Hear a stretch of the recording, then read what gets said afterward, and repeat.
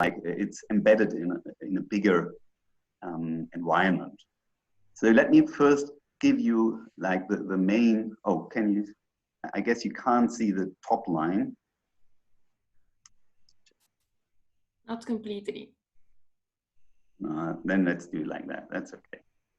So, I mean, well, there are essentially classically two kinds of positions that you could apply for as a postdoc. You could just, I mean, it's a position typically for 1 to 3 years. In most cases, these positions are research-oriented and they have third-party funding. So you can do teaching, but typically it's not an obligation. Some of these positions also come with a limited teaching, duties. So here one has to check details in the job description. And then if you are a little bit further, then you have the possibility to apply for so-called junior professorship. This is essentially something like a lectureship. The W1 is a payment scheme, if you like, salary scheme. So it's a contract which runs essentially 6 years. So it's after 3 years, there's an evaluation, and then you get another 3 years. There typically comes with a reduced teaching load in the first 3 years. This is a little bit state dependent. You know, in Germany we have several states and they have different regulations for these kind of positions. So typically what would you have to do? Like in the first 3 years, you do like 1 lecture in a year perhaps and 1 seminar. And after 3 years, it typically increases to the teaching load of a normal professor, which is still quite okay, but which is also dependent on the university where you are employed. So then some of these professorships come with a tenure track, meaning that after 6 years, there's a possibility that you get the tenure granted, meaning that you actually already promoted to the second step, which is a W2 professorship, which is something similar to a readership in the UK. So, and this will be then a permanent position. And well, if it's a non-tenure track position, the contract ends after 6 years. I would say that most contracts that you get at the moment are non-tenure track positions, but it depends. And from my experience, many people get good permanent positions after 3 to 5 years when they have this junior professorship, depending certainly on the candidate. So there is a third option, but this third option is more suited for someone who stayed quite a long time in Germany and who wants to have a permanent position perhaps somewhere, but isn't that much search oriented. So it's more a position where you have some teaching duties and where you are really also typically expected to teach in German. I should say in the junior professorship level, I guess most universities would also hire you if you are not able to speak German at the moment of hiring. But in the long run, typically people like you to see that you acquire the German language, at least on a simple level. So many universities have switched to teaching the master courses in English, so there you will have no problems.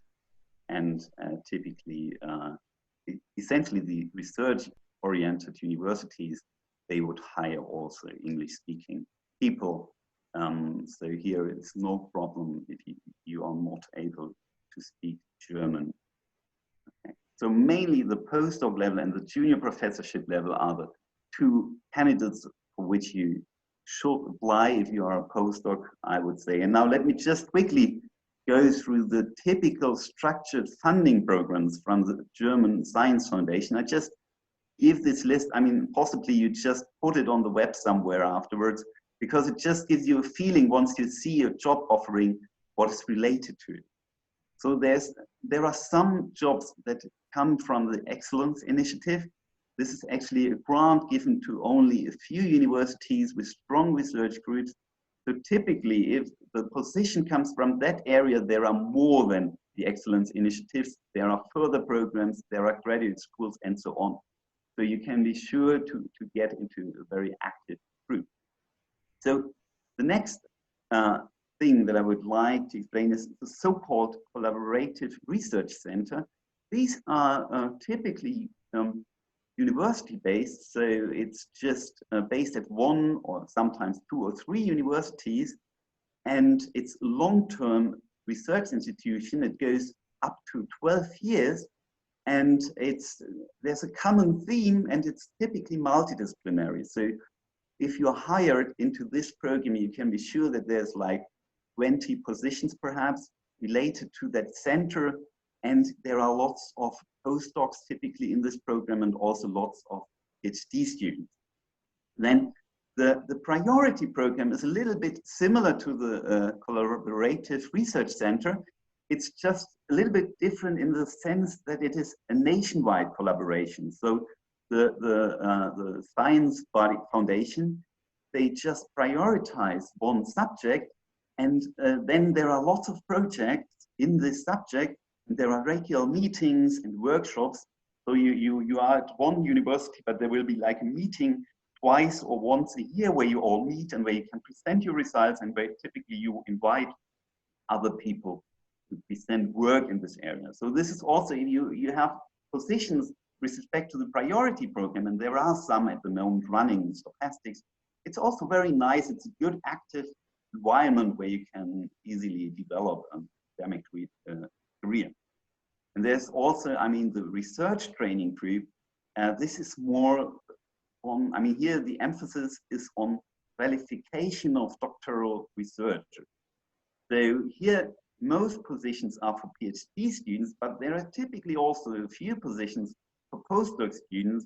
And here again, it's typically a very active group. Then there are typically schools, summer schools, winter schools run by these groups, and so on. So this is also a very nice structured program where you can apply. I mean, like if you see a project with job offering, then you know there's more behind.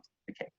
So let me finish by just saying, well, I try to show, or I try to explain or introduce the structured programs of the German Science Foundation, but there are various other job offerings. Some come from the infrastructure, so directly from the universities. There are single projects. There's another one from the ministry, BMBF. And certainly there are some people that have ERC funds. So there are lots of other funding options. And if you have to choose between different options, I really would like to say that if you feel that there is a professor at some place who's really doing good work, then you should know that even smaller places may provide a good research environment, and gifted students can also be found outside the hubs, which is perhaps a little bit different than to the well-established markets in the UK. Yes.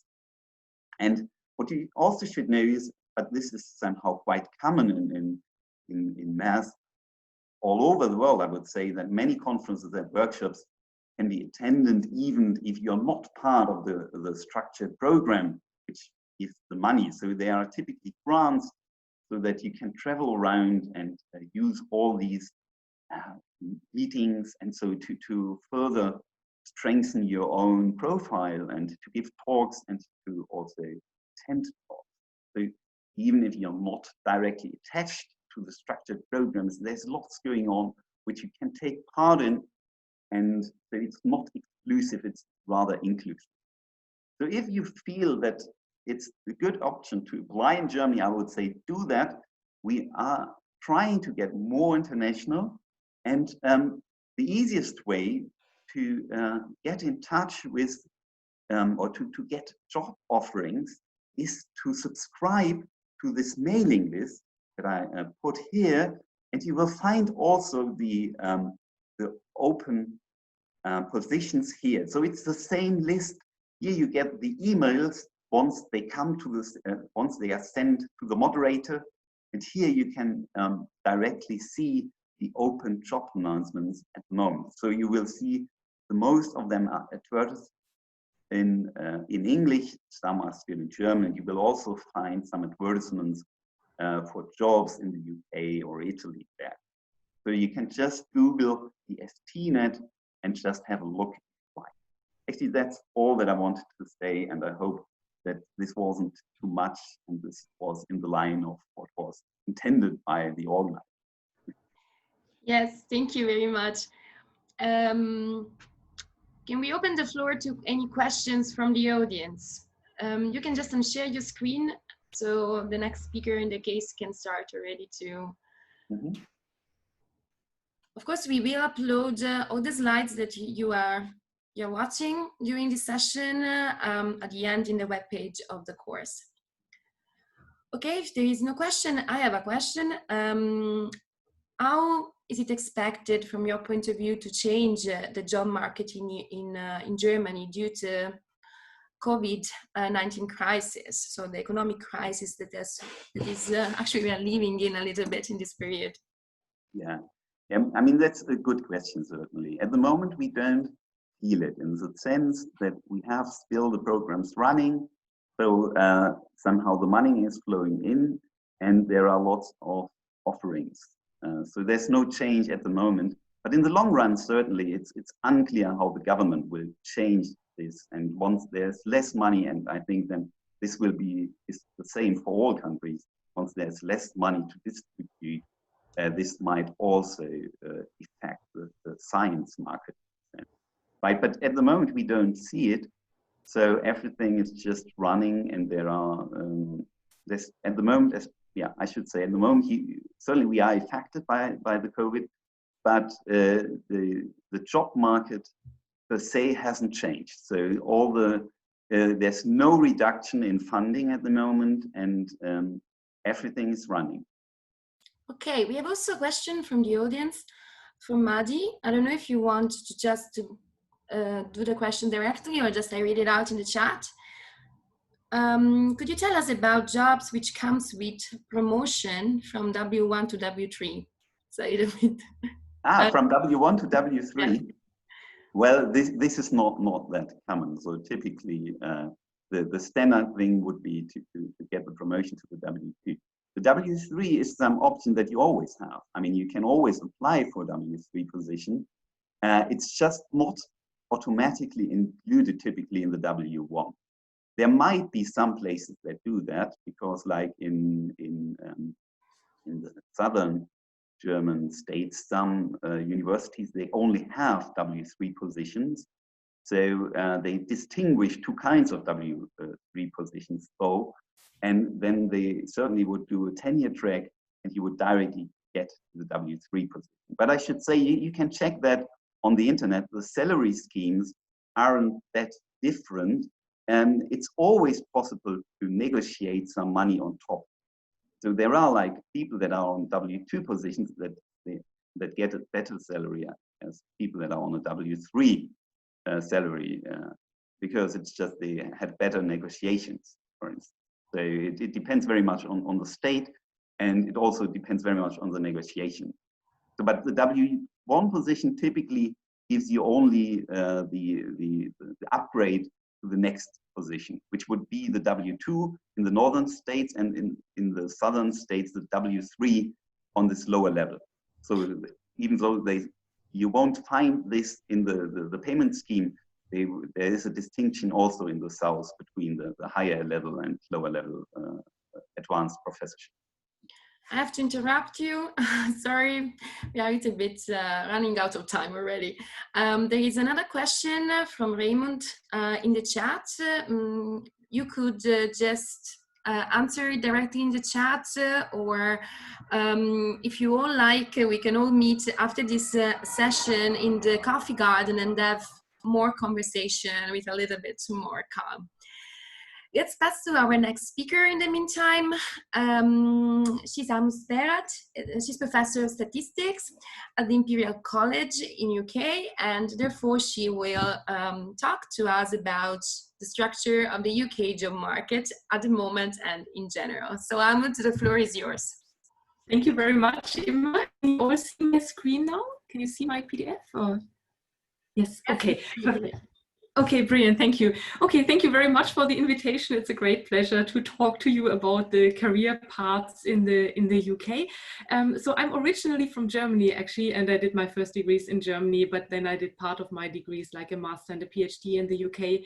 I worked a little bit in Denmark as well, and then I have been in the UK for 9 years, really, on various positions now at Imperial College. So I would like to now talk a little bit about the structure in the UK in mathematics and statistics.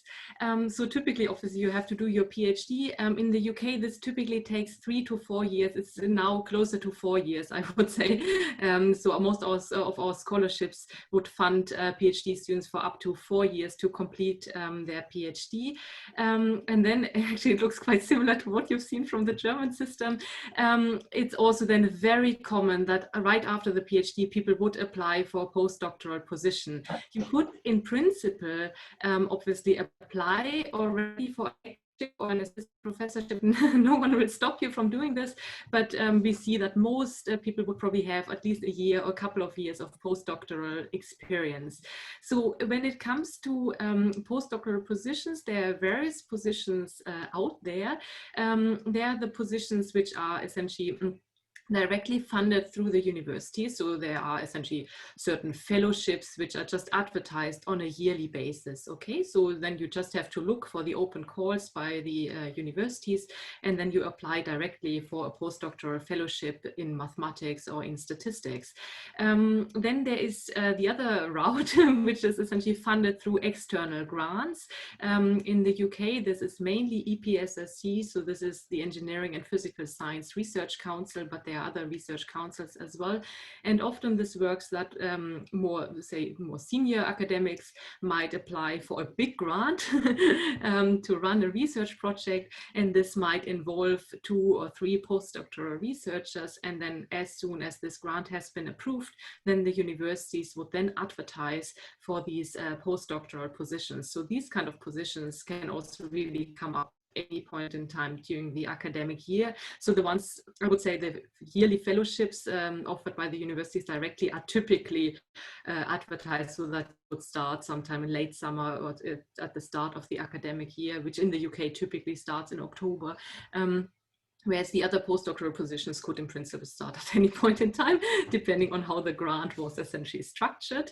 And then there are the more, I would say, independent postdoctoral position, where actually the fresh PhD student or the current postdoc would actually just apply for their own funding. Okay, so they can really just design their own research project and can apply for their own postdoctoral or early career fellowship. Okay, and then obviously you're the one who designs and decides on the project. So I think that's a very nice option to keep in mind.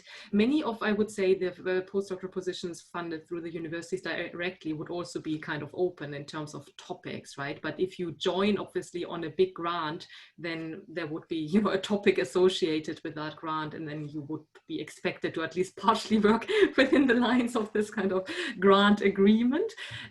Okay, so it would be, as I said, quite common that you would be joining on a postdoctoral position for, I would say, at least a year, maybe 2 years, and then often people look for more permanent positions afterwards.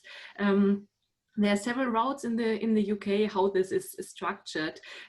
So it very much depends on the university. So there is what I would call the more traditional UK system. I call it here Model 1 on my slides, that you would be joining as a lecturer, and then you can be promoted to a senior lecturer and a reader and then a full professor. This is not a tenure track really. So this is essentially a kind of career structure where you would be joining as a lecturer, and at the beginning you typically have a probation period. So now I would say it's quite common that this probation period might be 3 years, but it obviously depends also on your previous experience and so on. During that probation period, obviously it's not a permanent position yet. The university would tell you what the criteria are out of probation, and after that, after the probation period, your contract essentially becomes permanent, okay?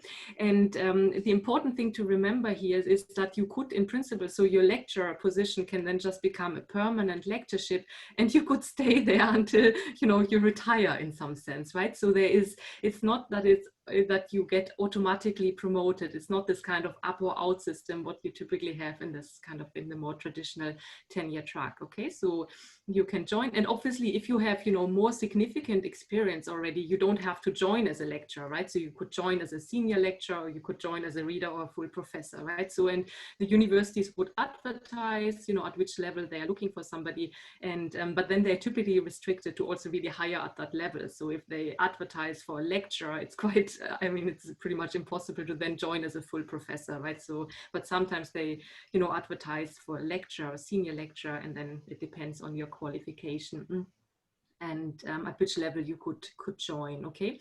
And then there is what I would call the more, I call it the American system, or the classical tenure track system. Some UK universities now have the system that you would be joining as an assistant professor, and it's a classical tenure track. So at the end of your tenure clock, you will be evaluated, and then either you get promoted to the associate professor, or your contract will be terminated, okay? So, so personally, I mean, I'm at Imperial in mathematics, we have the old UK structure. So personally, I didn't experience this kind of tenure track position. I experienced this position where you have a probationary period and then you kind of stay on. And I should say, obviously, in the UK system, you can, you know, promote it to the next level. There's typically every year there's a promotion round where people can apply. Okay, so you don't have to wait for a position to open up. Okay, so in every year you can essentially, you know, if you feel like you're ready, you can talk to your head of department and can ask, I applied for promotion, and they will essentially, you know, advise you whether it's the right time to apply. And obviously, if there's an open position advertised, you can also, you know, apply as an internal candidate for the open position. So these are obviously the two kind of career options you should keep in mind. Similar to what was just presented for the German system, we also have essentially a new career path which focuses more on teaching.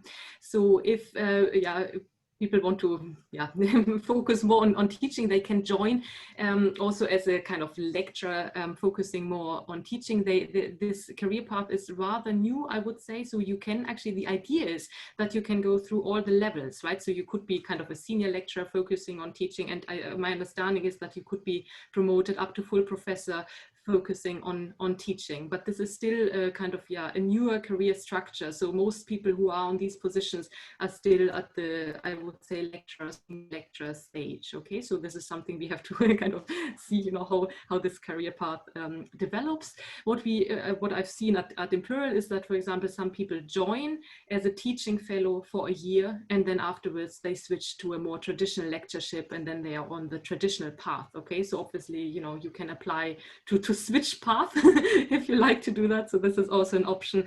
So if you just concluded your PhD, you know, it might be a good opportunity to just join as a teaching fellow, you know, get to know the department, and then next year also apply for lectureship. So this is really a nice opportunity to have.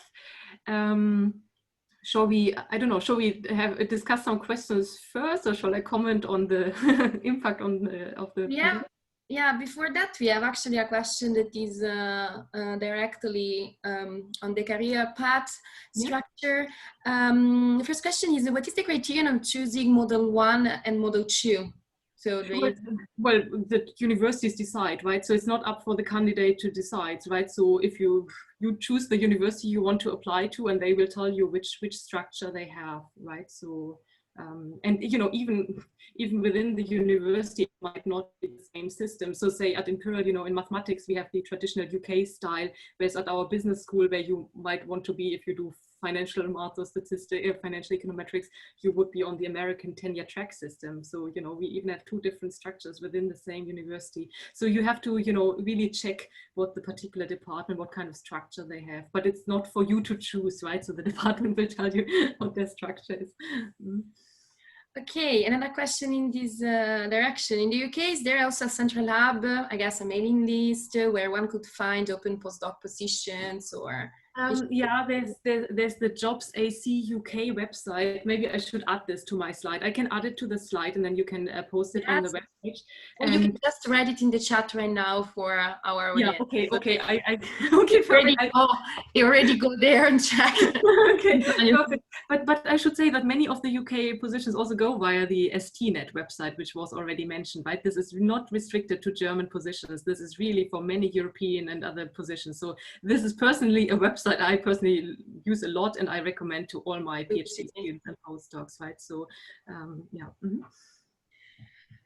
Okay, that's the first question. Almut, what do you think is going to happen this year or next year due to the economic crisis?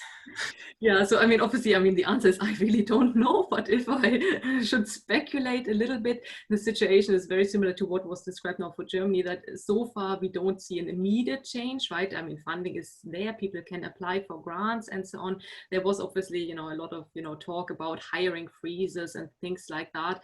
But then also, I mean, some of you might have heard there was this U-turn of the UK government that the A-level results were revised, and this caused now a last-minute changes of student numbers for many universities, and the UK universities obviously rely heavily on income from international students. So we have to see now how all of this evolves over the next couple of months, but it seems like some universities will get significantly more students than what we expected. So, I mean, initially, you know, it was announced there wouldn't be any hirings, and now immediately, like we have now already immediately advertised a position to help us to actually make it through the next academic year, because we expect more students.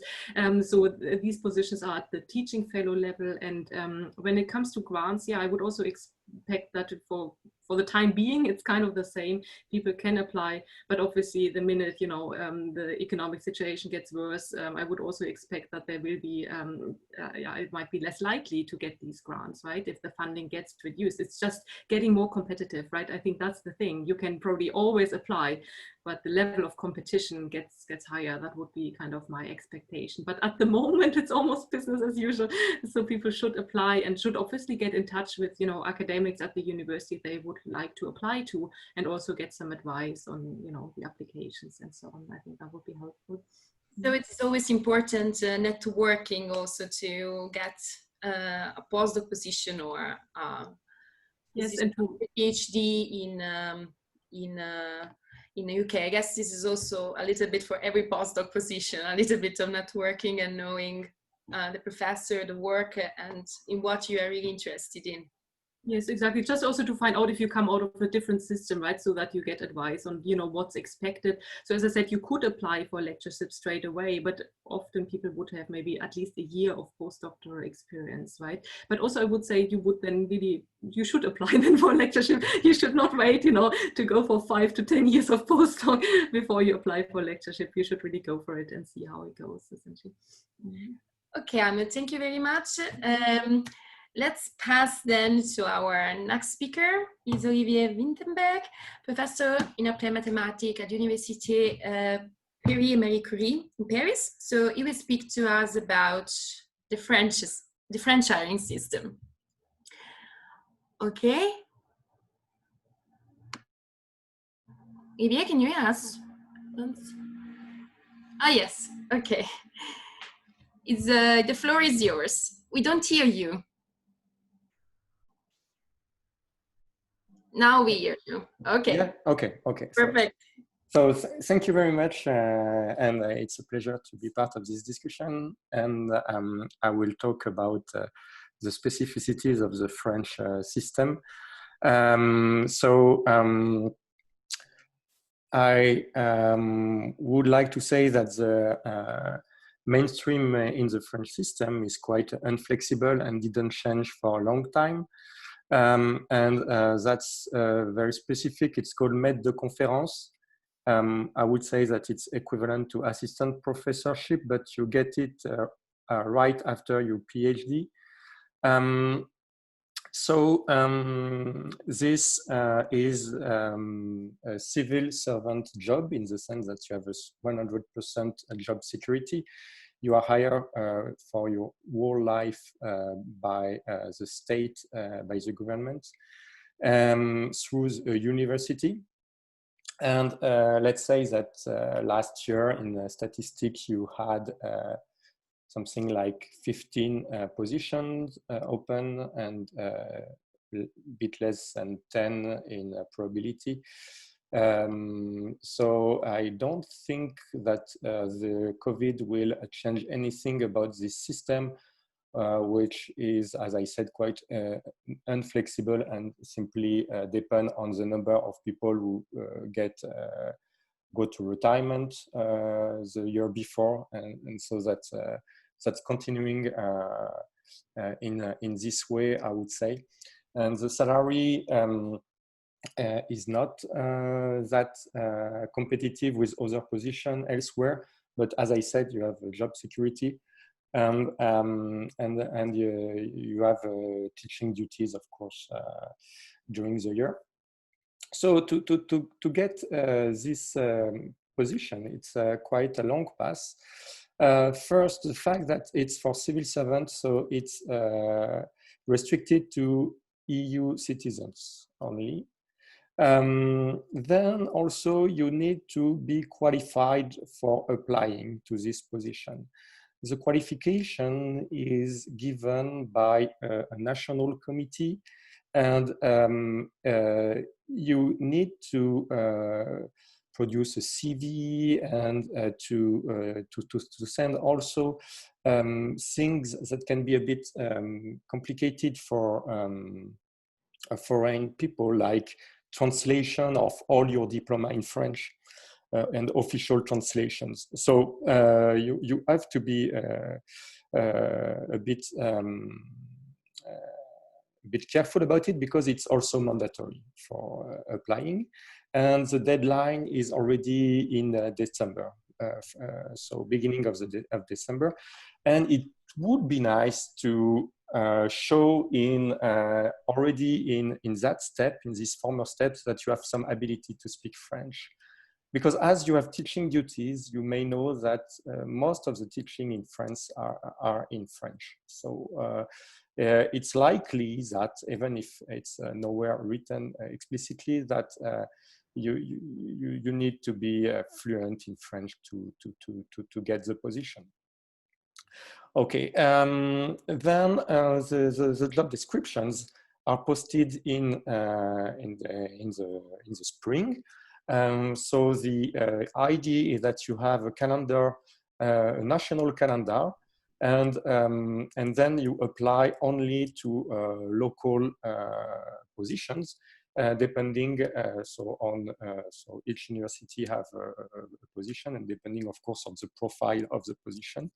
And then you get a local ranking on that position, and then basically the rankings are posted online, and so you can have different choice, and at the end of the game, the third, let's say the one that is ranked third can get the position, simply because of the two first one choose something else. Okay, so that's something typically French, and now I will go to other typical civil servant positions, but for researchers. So for researchers, you have few civil servant, so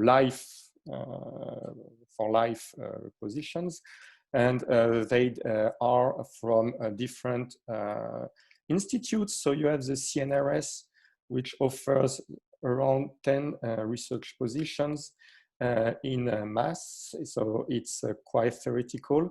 It's also widely open to EU citizens that may not speak French, but you need to really have a very competitive, I would say, CV. And it's the same for INRIA. So you have something like 10 researchers in computer science, 10 positions that, so in computer science, related to computer science, but that are open to, let's say, statisticians. And then you have also INRA, where there it's applied statistics, so applied statistics to environment, to climate, and so on. And again, these positions are likely to be open to EU citizens that could not speak French. And they are, as I said, they are quite competitive, and so that's national ranking, and then you get the position depending on your rank. So now there are also different things at university which are called grandes écoles. Grandes écoles, I have done a grande école myself, as most of the researchers in France. They are basically very competitive programs and restricted to few students. And I would say that there the jobs are more flexible than the maître de conférence. And but the environment can be quite excellent, like Polytechnique, and so you have very high center in applied mathematics. And so for most of them, most of the positions, they are much more flexible in the sense that you may not be a civil servant, you don't need to be qualified, you have no official calendar, and the salary can be negotiated, and also your teaching duties. And for that positions, you may go directly to the websites of the different grandes écoles. And then for the non-permanent positions, it's something brand new for France, so it's a way for us to go to be closer to the other systems. And some are limited to foreign applicants. So I would say that for non-French students, it's a good way to start and to come to the French system. And so there, how it works, most of them are not, I mean, even all of them are not funded by universities, but by other institutes that are funding postdocs in a group of universities. So FSMP, for instance, is for the group of universities of the center of Paris. Adama is for the group of universities of the south of Paris, so the suburb of Paris. And there you have positions, postdoc positions for limited to foreign applicants, and you need the name of the postdoc to get funded. So in some way, I recommend people who would be interested to directly contact one professor in one of the universities within the group of the subsidized by these institutes, and then directly ask to him if it would be likely and it would be willing to support your application for a postdoc. And then you have a very, the old system was very specific, and it's ATER, and so it's a position which is limited to 1 year, and with teaching duties, and which is done for basically finishing the PhD, and so it's I think more limited for French PhD students who require 1 extra year after the 3 years to finish their PhD. Okay, but fortunately, the Society of Applied Mathematics know that it's quite a complicated system, and you have a lot of the offered positions that are in their website. So it's called Opération Poste. It's in French only, but it's very useful. And so you have a login and a password. And then you have a very specific and it's ATER, and so it's a position which is limited to 1 year, and with teaching duties, and which is done for basically finishing the PhD, and so it's more limited for French PhD students who require 1 extra year after the 3 years to finish their PhD. Okay, but fortunately, the to enter into the system, but you may guess what will be the password for the next year. So everybody in France knows the login and the password. So I encourage you to visit this website by updating the password for next year and see all the positions that are offered in France. Okay, thank you. Thank you, Olivier. A question that actually comes a little bit from the chat, connected to something the guys asking the chat already. I mean, when you talk about the program for researchers in France, so without teaching duties, what you said it has to be excellent, it's very competitive. Could you quantify for us a little bit in terms of number of publications, if possible? Which kind of curriculum or portfolio a student should have in order to just start thinking about applying to, for example, a researcher position?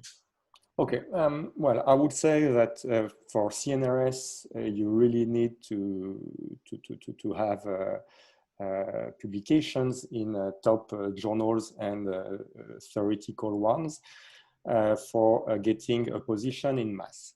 Then you have also every year 2 or 3 multidisciplinary positions, and there the profile is more specific.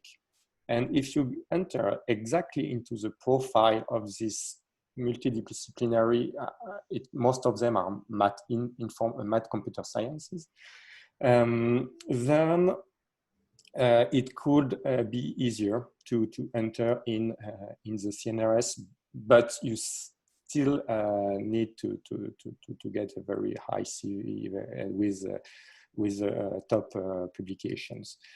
For INRIA, it's the same. For INRA, you have profiles. So there, it really depends, again, if you are into the profile, then it's easier. For INRIA, for most of it, the profile of the position is very broad, and so the competition is very high and really depend on the list of your publication, I would say, and the list of the publications of the other applicants. And let us say it has to be substantial, so not just one publication is not enough. Let's say no, for an example for the audience. No, not for sure. No, for CNRS, everybody in France is applying to CNRS. Everybody in maths, more or less, every PhD. So you have to be competitive with the top 10 PhD students in France. It means more than 5 publications in top journal, I would say. Okay, thank you, Olivier. Can I ask you to answer to the question that is in the chat, because we have to pass to the next speaker, and so we all read it, and in the meantime, we pass to our first speaker, Giulia Di Nunno. She's professor of Fiscal Stochastics at the University of Oslo. So she will speak about the Norwegian system, and perhaps she can give us a little bit an overview on how is the hiring system in the northern stage of Europe. Perfect. Okay. Hello. Yeah, the floor is yours. Yes, thank you very much. I'm trying to put a full screen. Is it fine? Can you see that? Yes, we can see it. Yes, okay. So thank you very much also for having the opportunity to present what's going on in the north of Europe. And it's a great opportunity to see also the differences with the different systems that are so surprisingly different sometimes. But the Scandinavian countries are very small countries compared to Germany and France and UK and the big shot countries in the Central Europe. And we hear more from Italy and Spain afterwards, so the same. So let me say that when I talk about Scandinavian countries, we are talking about populations that range from 5 million people to 10 million people, everybody counted. So comparatively, we have a very few full universities, and I can actually list all the universities in Norway. They come here, and in Denmark and Sweden. So as you see, they stay in few lines. But there are many more university colleges. And the main difference is that a university is research-oriented in the whole of its activities. So it's pushing on research, internationalization, and research-oriented teaching. While university colleges have a little bit of different orientation. Sometimes they are oriented to specific type of educations, and sometimes they are oriented more to a kind of teaching format. But nevertheless, in the recent years, after some strategic decisions at the ministry, all universities and university colleges have to move to a more research-oriented direction. So when looking for jobs, also university colleges can have competitive positions, even though typically with more teaching duties. So this said, I will say a little bit about the structure of the academic positions, which is actually a little different between the three countries of Norway, Denmark, and Sweden. And I have more specifics on Norway being there. But all of them have a postdocs to start with. And for postdocs, a PhD has to be completed. And all these postdocs, this is pretty much similar in the three countries. They can be funded by the very university. And in this case, they may entail, but only may entail, some teaching duties. Or they can be funded by research projects. And research projects themselves are funded by different institutions. In Norway, this would be the Research Council of Norway, for example, or European funded projects. In Sweden, there are also some other funding possibilities coming from foundations, for example. But anyway, usually this is clearly stated in the advertisement. And these postdoc positions can vary from 2 years to 3 years. But also, if there are teaching duties, this would be specified. And typically, a teaching duty is quantified with a longer period of postdoc position. So the formulation would maybe be something like 2 years postdoc position plus 1 year dedicated to teaching duties, which doesn't mean that this 1 year is only teaching duty. It will be spread over the 3 years anyway. So it's usually very well written in the advertising, in the calls.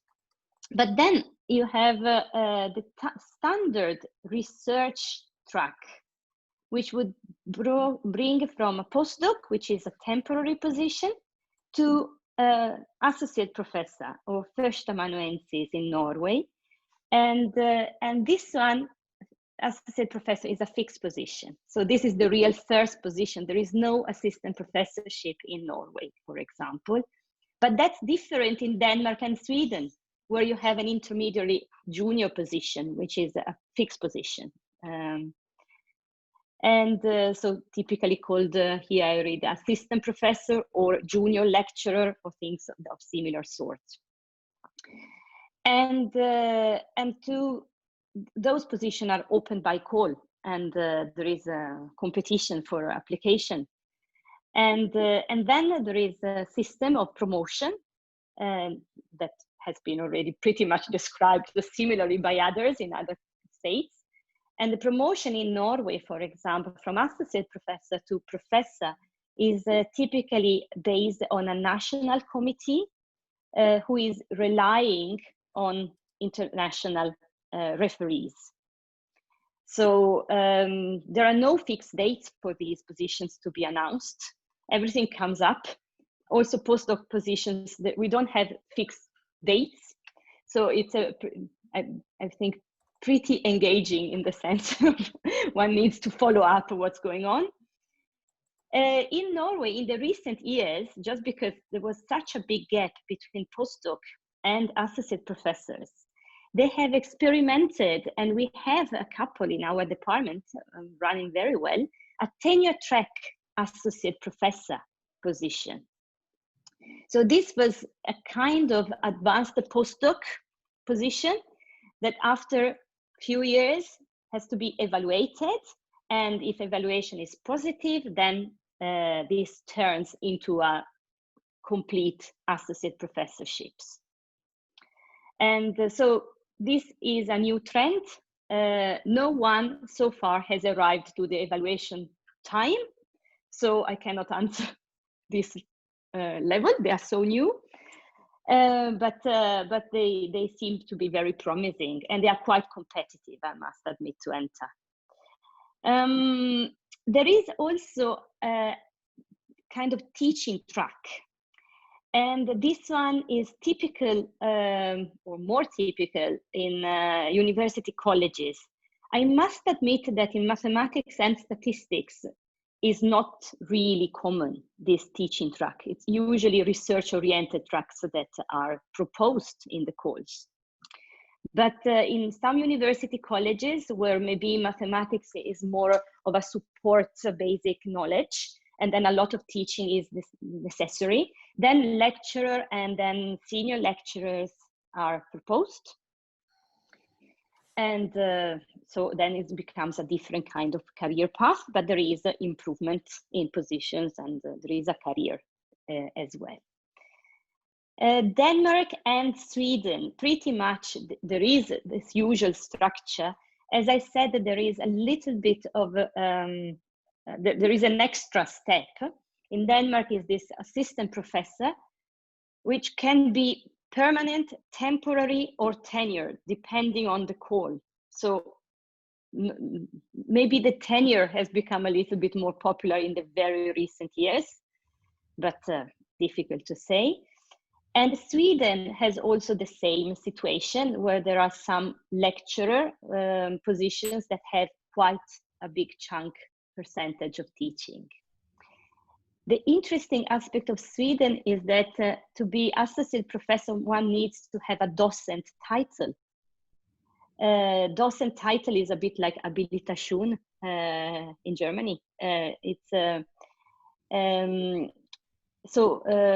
People applying from outside implicitly will be evaluated if their CV has the same kind of parameters of a docent title. And the same happens in Norway. It's not explicit, but to be associate professor, that would be the implicit request in reality. Because this docent is what brings people to be able to supervise PhD students, basically. Okay, so this said for general academic positions, let me say something about language, because in the Scandinavian countries, everybody speaks English, but we have national languages, and that's Norwegian and Swedish and Danish. Typically, in the announcement, it's written, if any language is requested, they would say Scandinavian language. They wouldn't require a specification on any of them. In Norway, they wouldn't say you have to speak Norwegian, but they would say it's Scandinavian language, because they're quite similar to each other. But I want to be very clear that any academic position in research is not based on the knowledge of language. They are all based on academic parameters: research quality, teaching experience, activities in general, and general CV. So you don't need to know the language a priori.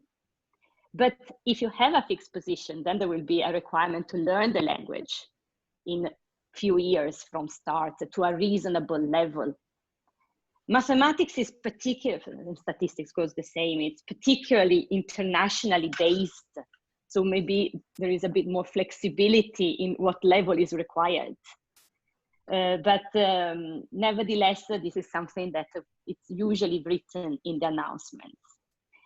Completely different could be for teaching positions, because typically teaching positions then require some knowledge. And as you see, many of our master courses are actually possible to be taught in English. And actually it's required that lecturers provide courses in English.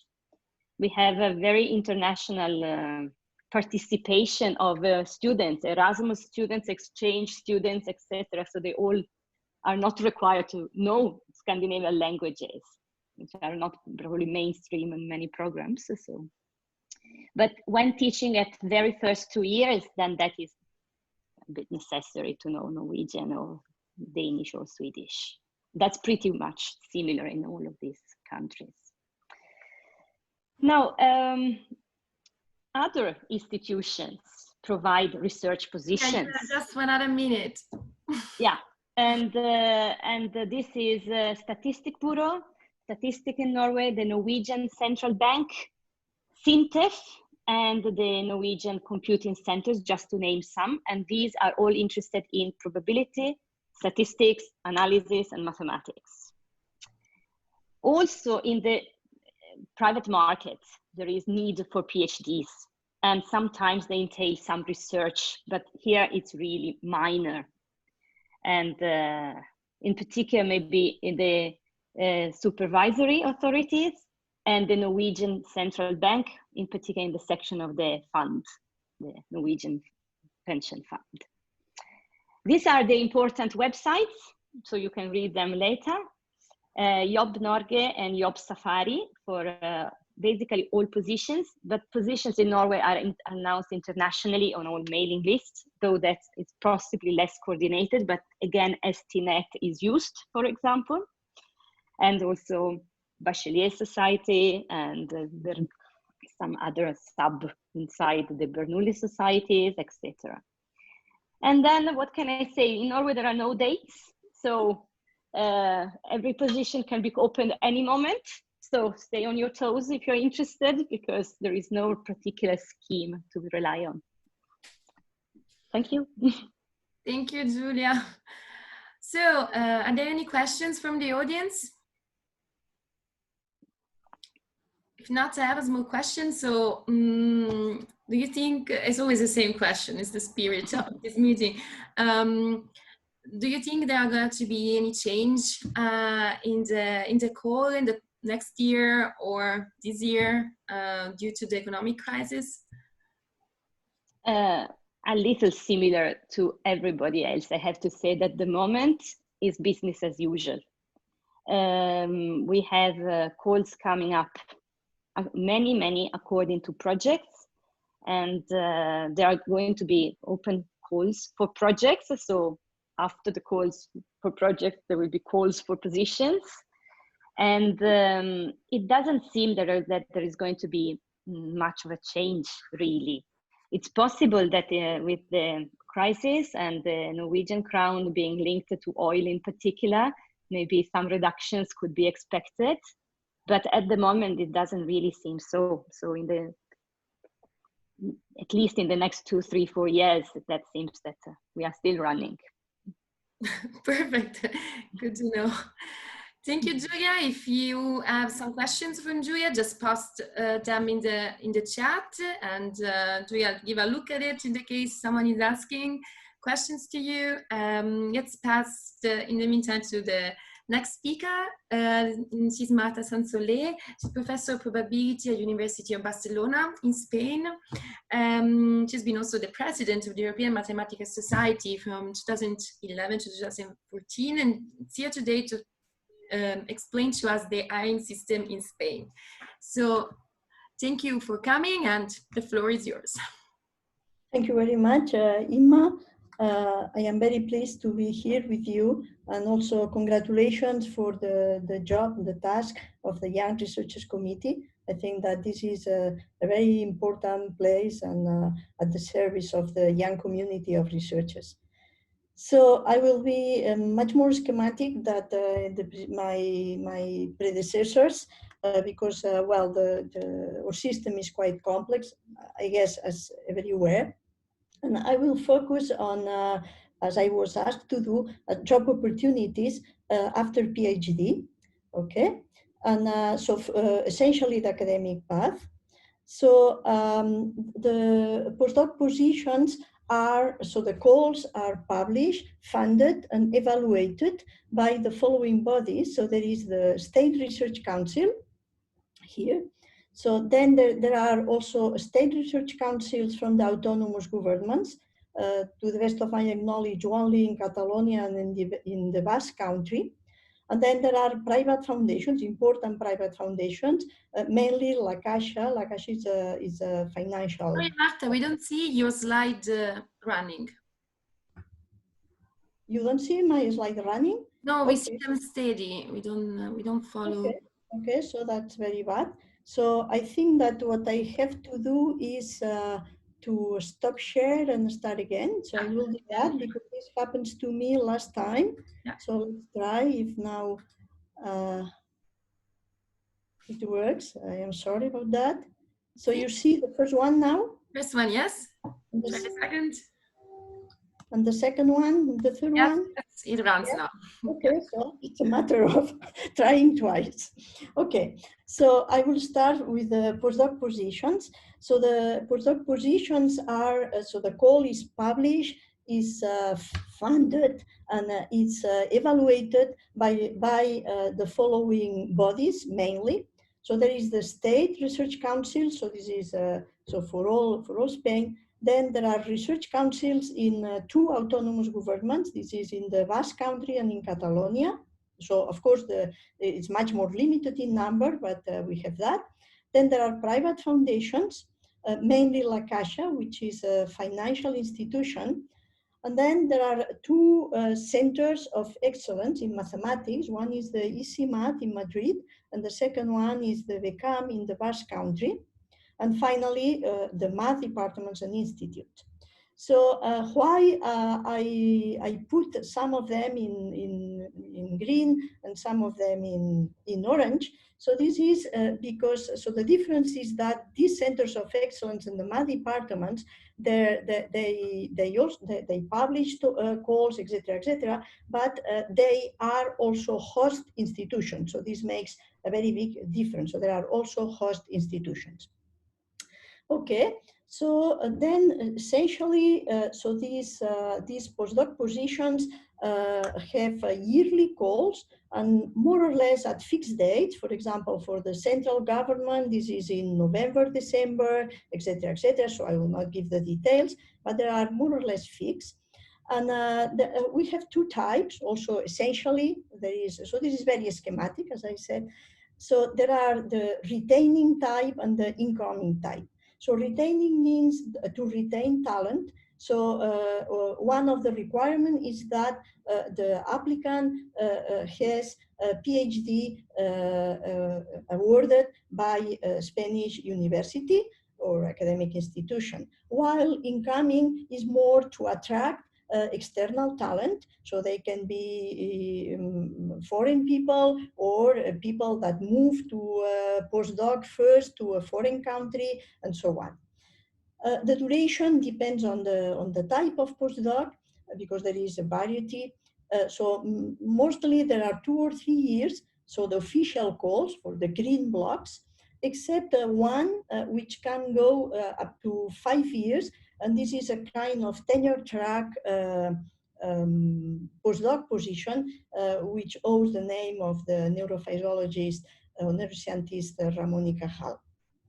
So the regulations, well, more or less are similar, except that in the calls of the autonomous governments and of the La Caixa, of these private foundations and other foundations, some of them are partially supported by European Union programs. Mostly the COFUN program, and therefore all the European Union mobility rules apply. Okay, mobility rules and also the essential rules of the Marie Curie fellowships. So then, as I said, concerning the orange blocks, so the research centers and math departments, they host and they publish calls. The difference is that the calls they publish are much more limited in number, and they are focused. This is because so BECAM and ICIMAT are funded by excellent research projects that are, so to say, topic oriented. So they are large in the scope, but nevertheless, you know, they are topic oriented. And also a difference between also these calls and the calls from the green blocks are that in general they are much more flexible, both in eligibility and duration. Okay, so of course, maths department is in principle free to call for a postdoc of 1 year only or something like that, research oriented, etc., etc. So this is more or less the picture. So now when we go towards a permanent position in academia, there are also two parallel career paths, one much larger than the second one. So one is the state career path, so for all Spain, and this is very much the same as in France, and this is very natural to understand because it was actually brought from France when well, it was a gift of the Bourbons when they came to Spain in the 18th century. So it's almost the same. With some variants that have been set up in the recent years. So there are non-permanent positions, so assistant professor, all with PhD, all require a PhD, and lecturer. And then there are permanent positions, which, you know, so they bring together the civil servant status, and there are two types, so associate professor like the maître de conférence in France, and full professor is so full professors. So to apply to each one of these possibilities, there is a requirement, as has been said also for other countries. So there is a certification of eligibility. That means that, so this says that you are qualified to apply, and this certification is delivered by a state or regional evaluation agencies. So and there are committees depending. So each one for each topic, I would say, or discipline. So one in maths, etc., etc. So this is the career path. So in Catalonia we have in Catalonia we have an alternative career path, which is a tenure track. So the state career path is non-tenure track. So this is the way it is. So in Catalonia we have the Serra Hunter program, which is funded by the autonomous government, and the first step is a lecturer, which is tenure track eligible. So there is an evaluation after 5 years, and then there is the possibility of promotion to associate and full professor permanent. And we are not, so the people that go through this track, they are not, they don't become civil servants. So all the calls are completely open, and so there is an open competition, and a specific committee for each one, etc., etc. So it's completely open. So then outside the academia, as was also mentioned by Julia, I think, so most of our graduate people go to outside the academia. So in fact, the possibility to stay in the academia is quite restricted. So specifically there are many opportunities related with finance, statistics, IT, etc., and including industrial mathematics at large. But this sector of industrial mathematics is very much related with mathematical institutes, I would say. So while the others are companies or financial institutions, etc., etc. Okay, so this is the picture, and well, we were asked also to say something about the impact of the COVID crisis, and of course, I think that we all are very worried about that, and stimulate a lot of thinking. So at present, so the history is very short, so are only 4 or 5 months at most. So one thing that in my opinion has been positive, so I put here green, orange and red. So what the green part, so the positive part is that very fast there have been specific research programs funded by the state focused on COVID-oriented research. So this, of course, for the moment, there have been very few mathematicians involved, specifically statisticians and also people from computer science, but nevertheless they are there, and this is opening a nice possibility. There have been some delays in the calls, and more than in the calls, in publishing the results of the calls. So this is natural, but it has not been dramatic so far, so a month, something like that. But talking with the directors of the two main institutes, ICIMAT and BECAM, they both agree in that they had quite a lot of difficulties in helping the new hired researchers to settle in the new place. So of course there is a lot of uncertainty, and so this is a problem, and also a perturbation of the working dynamics. So of course we find very nice now to see all of you through this screen, but at the long term, I think that this is. I don't know, I wouldn't say a catastrophe, but it's not the right way to work. Okay, so this is really bad. So now concerning the future, of course it depends very much on whether this crisis lasts 2 years or 5 years. So one doesn't know at the moment. It's clear that there is a correlation between the sanitary and financial crisis. However, I think that the impact in budgets for research may be not so dramatic. So maybe the impact will be very, very high in many sectors. So we are seeing that. But in research we are in a sort of bubble, privileged bubble.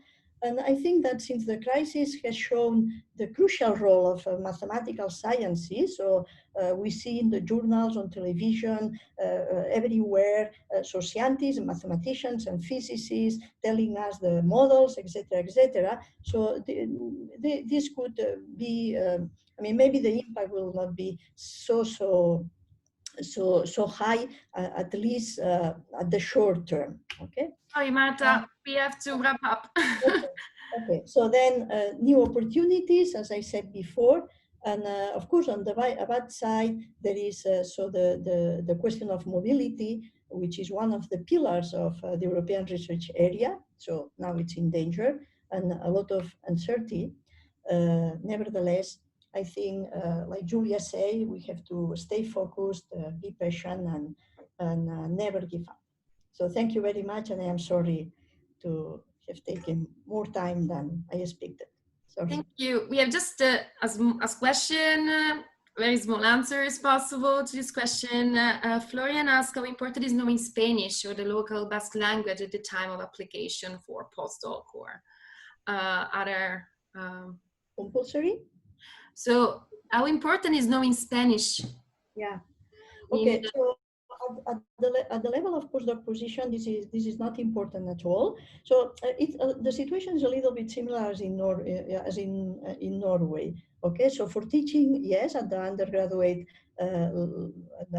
level, you have to be fluent in the language, but at the postdoc level, there is no requirement about that. Okay, thank you very much. We have now our last speaker.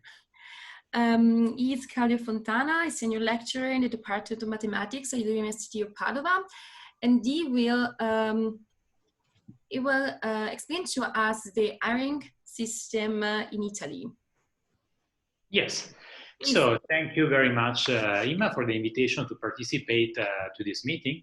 I think it's very useful and a great idea to organize this kind of roundtables.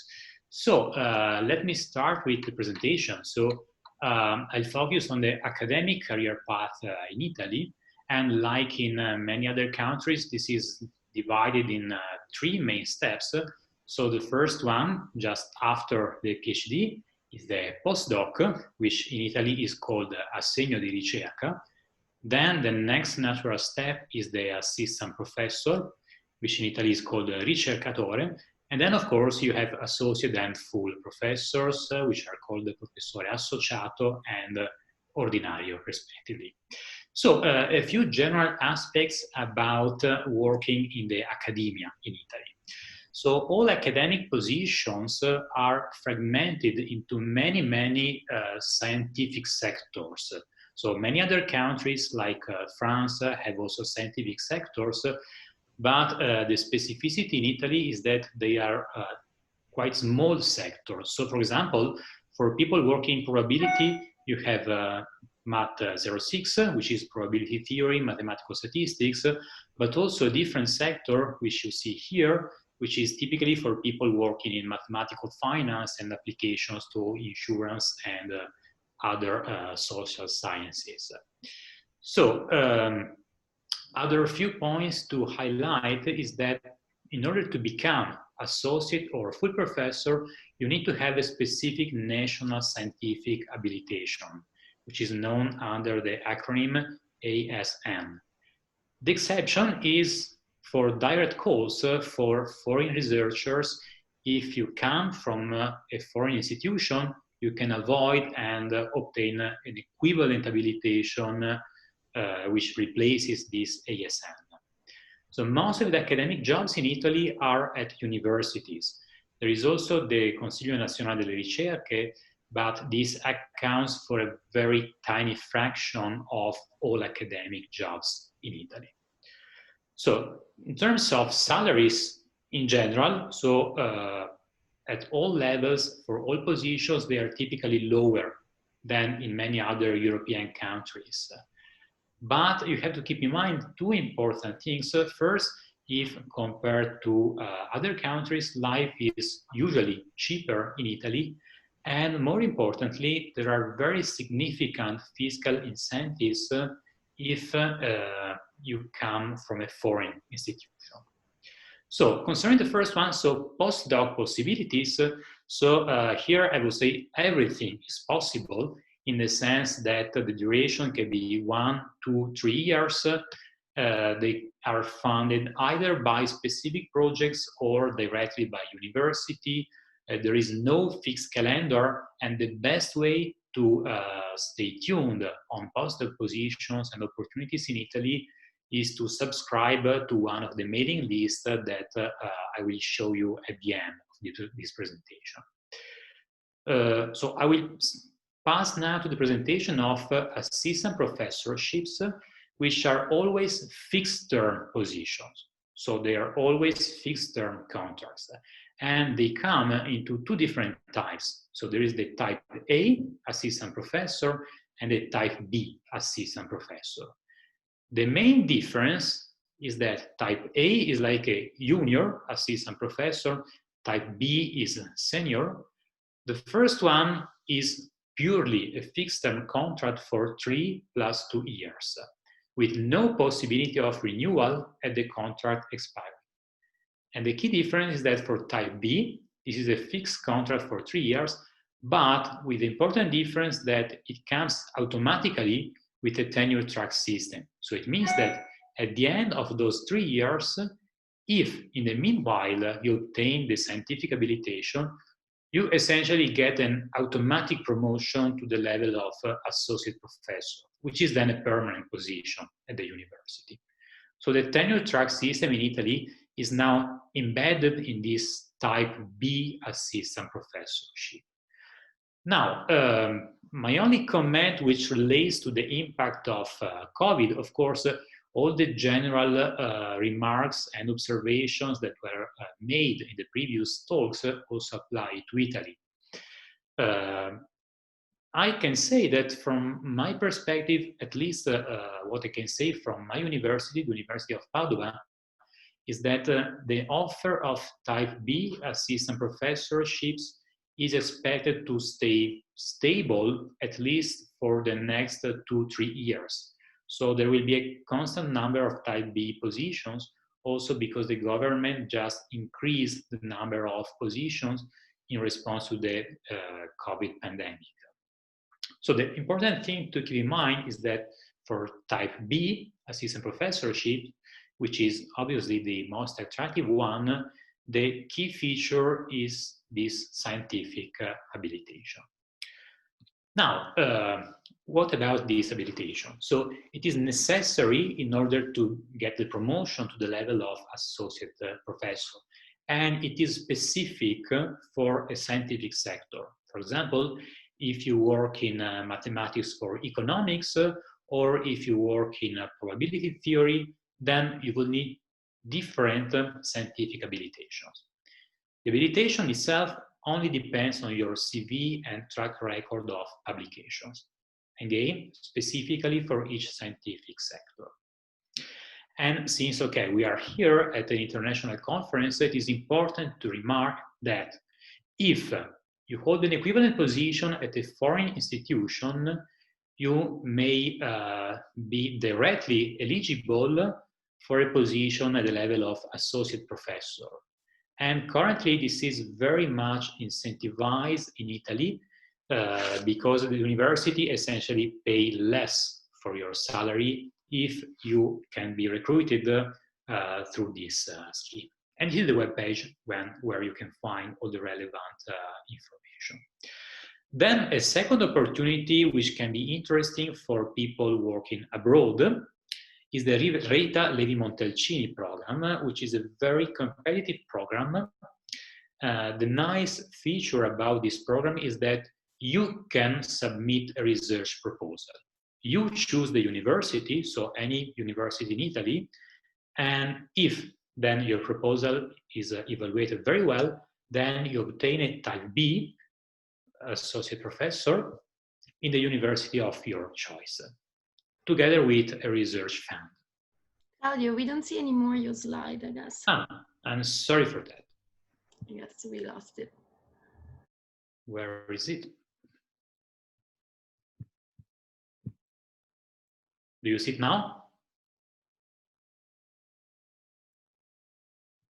Can you see the slides now? Yes. Yes. Yes. Okay, thank you. So the last point here is about fiscal incentives for people working at foreign institutions. So here the main requirement is that you have been active in teaching or research at a foreign institution for the last 2 years or more, of course.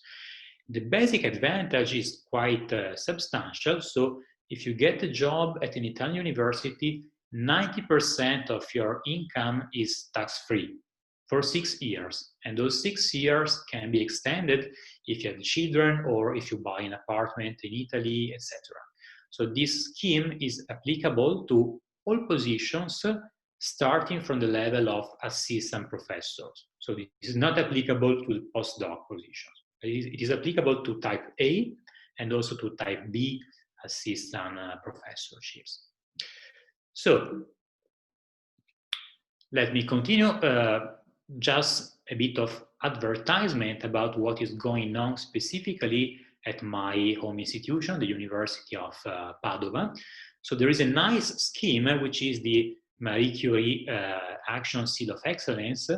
So you know that you can apply to this wonderful Marie Curie scheme of the European Union.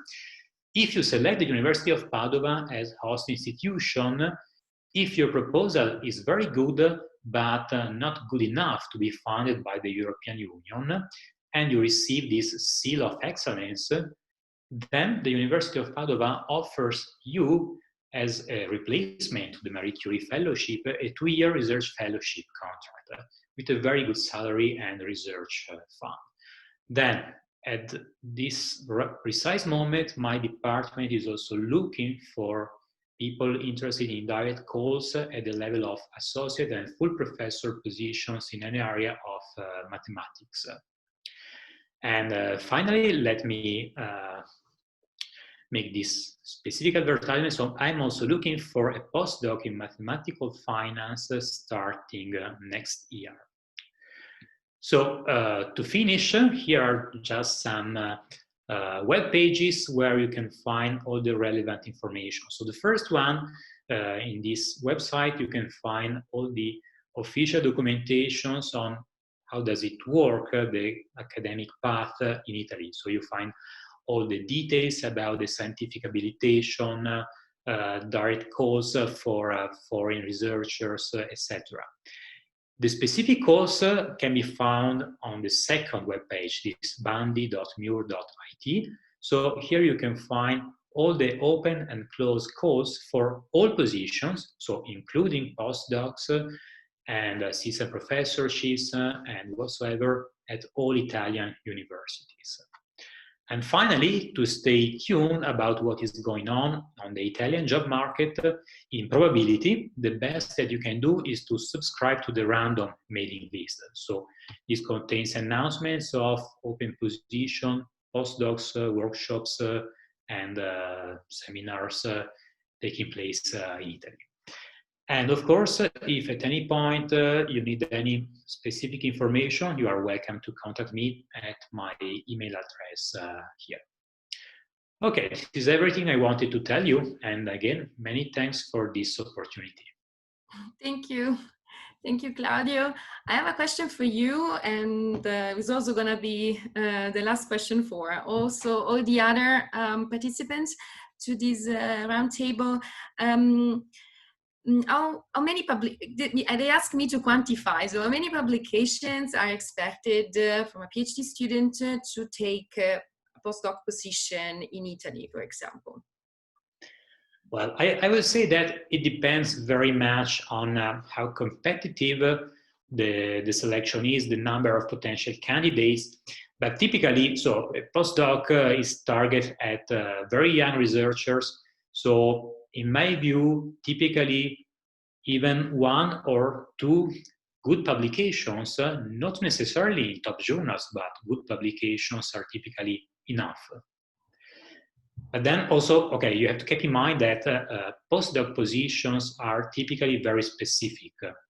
So typically they are funded within a specific research program. So of course, the candidate has to be very well aligned with the goals of this research project. Thank you, Claudio. Can I ask you to answer the question of Jonas in the chat? And in the meantime, we ask speakers about the same question. So we speak just about a postdoc position. So let's start from Stefan. How many publications do you think are necessary for a PhD student to get a postdoc position in Germany? Oh, well, I mean, a postdoc position might be anything after completing the PhD. So the standard that you have, I mean, then you just submit it, and then, well, it depends on the field, like, and also on the requirements of the project that is related to it, perhaps. There's no necessary criterion that you have to fit into. Thank you. Okay, what about in UK? There is no fixed number. It could be anything from 0 upwards. So it's a postdoc position is right after the PhD. So obviously you would hope that the PhD student has maybe submitted. So if there's a revise and resubmit to a top journal, that would already look very, very good. So yeah, so in principle, somebody could get a postdoc position without any publications, but it depends on the competition, right? So if there are obviously older people applying with, you know, a more significant publication list, then there might be more competitive. But I've seen it that, you know, younger researchers with no publications have been judged more promising than, you know, an older researcher. So it really depends on the case. There's no fixed number. So, you know, if you're a promising candidate, you should just apply. That's the general advice, no matter how many publications you actually have. Perfect. So the problem is just in France, Olivier. They have to have a lot of publications. No, not for postdoc. Not for postdoc. Not for postdoc. No, not for postdoc. For postdoc, it's. I think it's it's also quite open, and I think what's really important is a good match with some.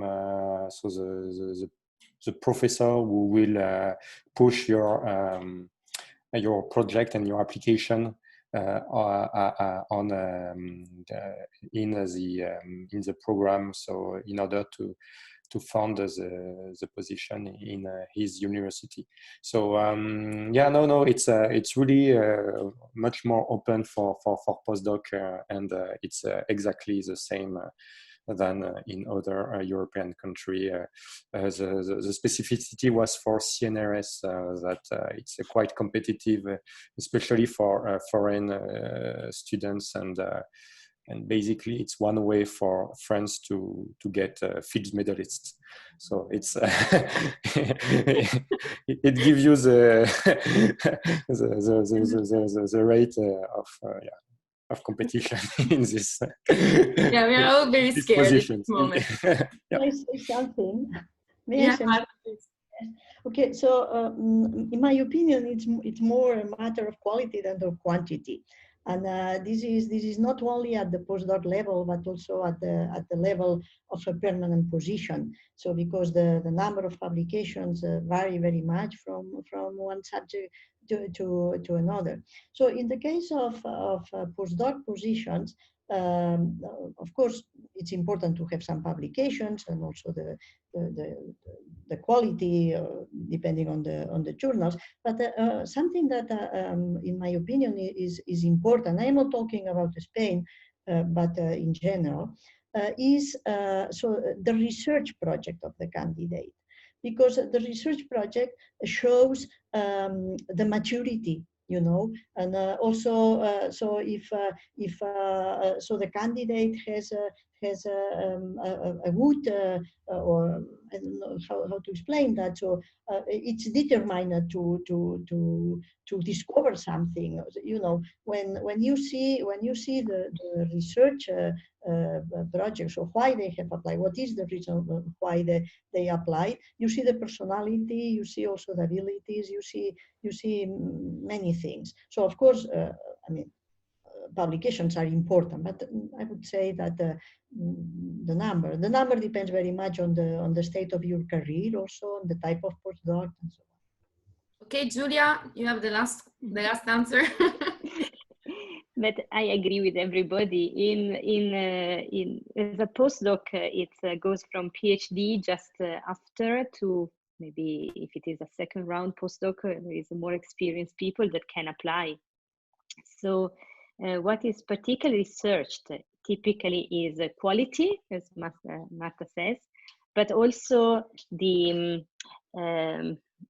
kind of prediction that the evaluator in committee does of the candidate in how good can fit into the position, what it can be the progression in the future of the person participating. So sometimes the committee is asked to look into the future and to see the potentiality of the person.